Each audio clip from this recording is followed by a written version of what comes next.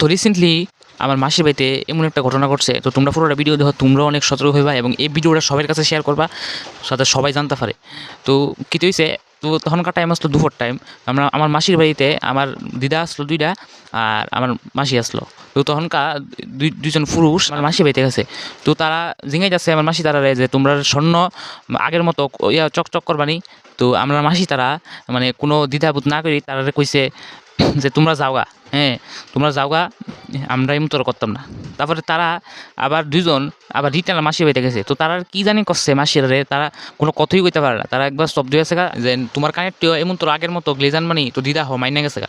তারপরে তারা দুইটা কানের দিয়েছে, কানেরটি প্রায় এমন ওই 8-9 নিব, এখন মার্কেটে তা অনেক দাম আছে। দিদা কিতা করছে দুইটা কানের দিলাইছে, তো কানেরটি প্রায় এমন ওই 8-9 নিব।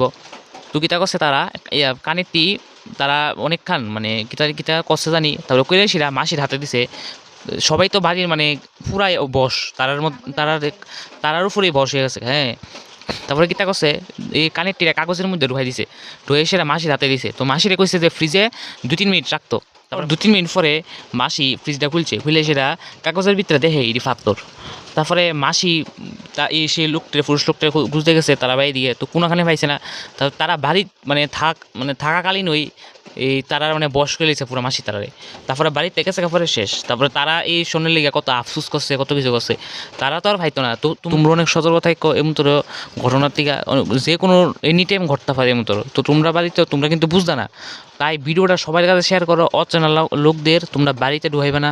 তো যারা লগে এমন তোর ঘটনা হয়েছে বা শুনছো, তো কমেন্টে জানাইও সবাই।